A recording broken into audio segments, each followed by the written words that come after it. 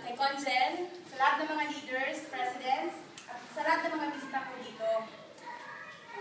Dito po ako para sabihin sa inyo bilang kami yung nagpo-push ng moratorium, gusto ko lang po ibahagi sa inyo kung ano pa nilalaman po talaga. Una, di po ito laban between Filipino community leaders at ng mga agency. Panawagan po ito para sa mga gobyerno natin na siyang dapat mangalaga sa atin, na siyang dapat umisip na magandang sistema para makasiguro na bawat isang OFW ay protektado. Laban po ito para sa mga kababayan natin naging biktima at sa mga susunod pang biktima ng karahasan dito sa Kuwait, tulad ng rape, di tamang pasahod, mahabang oras ng trabaho, di sapat na pagkain o pahinga, di makataong pagtrato, pananakit at iba pang uri ng pang-aabuso.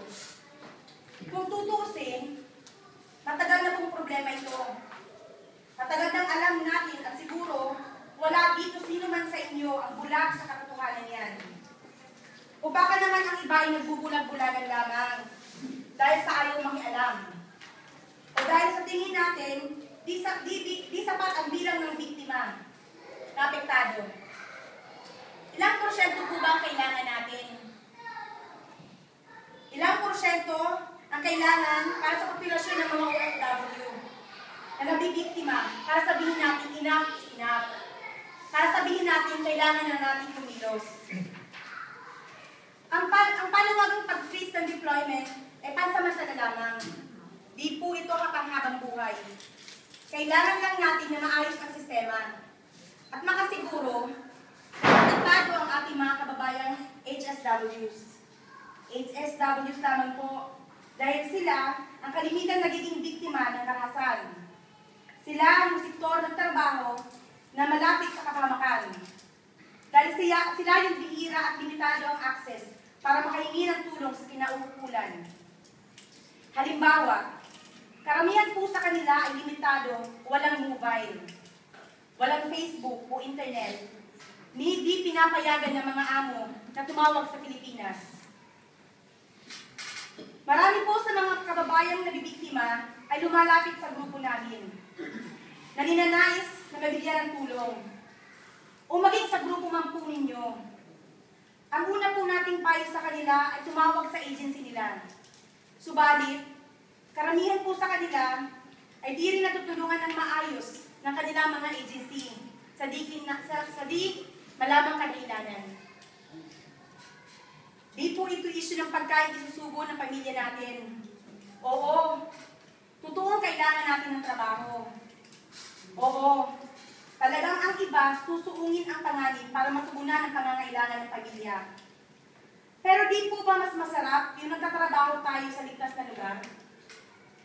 Dahil may mga batas na nagpuprotekta sa atin, nasasahuran ng tama, walang gaanong insidente ng karahasan, lalo na po sa mga kababaihan, lalo na sa mga kababaihang Pilipina, na sa di malamang kadahilanan ay siyang pinupuntirya ng mga taong gustong gumawa ng karahasan sa kapwa nila, mang-rape, manakit at iba pa.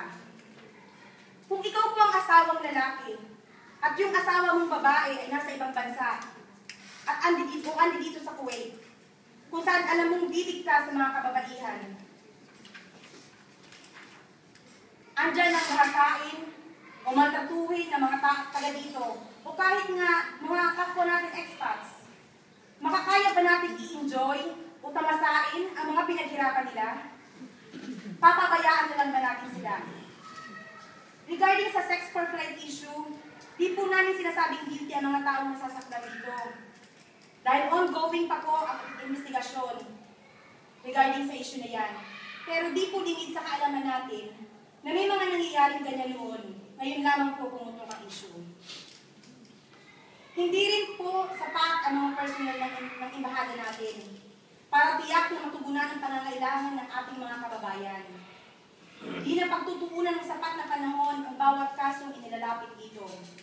Sa kadalasan ay nauuwi na lang din sa wala. Di po natin pwedeng sisihin ang imbahada dahil talagang kulang po sila ng tao.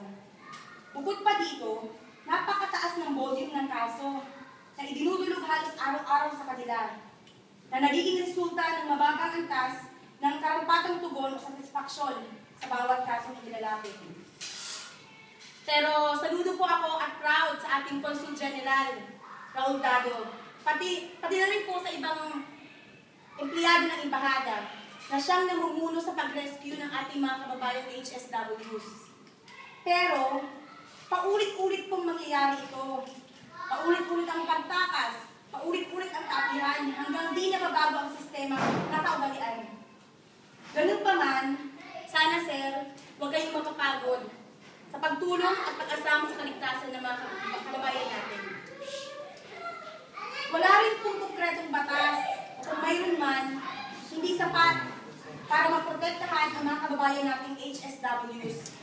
Kuwait laban sa krimen, laban sa di pagsunod sa kontrata, o laban sa problema between HSWs at employers. Kung di pa po sapat ang puntos na aking nabanggit para isulong ang moratorium, at kung kayo po ay may naiisip na mas magandang solusyon para sa problemang hinaharap at nararanasan ng ating mga kababayang HSWs, halina po kayo, pagtulong-tulungan na po natin ito. Dahil sa huli, ano't ano pa man, may pakialaman o wala, magkaiba man ang ating pananaw tungkol sa usaping ito, lahat tayo ay konektado. Lahat tayo ay iisa ang mitiin. Ito ay para matulungan at mapabuti ang kalagayan ng ating mga kababayang HSWs. Share ko lang po. Mostly po ng mga OFWs na pumirma sa letter, sa moratorium po, ang sabi nila, dapat noon pa ginawa to. Sabi nila, dapat noon pa nag-moratorium. Pero kung tayo, sa henerasyon natin ngayon, hindi pa rin tayo makikialam at hindi pa rin tayo kikilos, malay po natin, 5 years from now or 10 years from now, isa sa mga kamag-anakan natin ang andito. Or maging mga anak natin.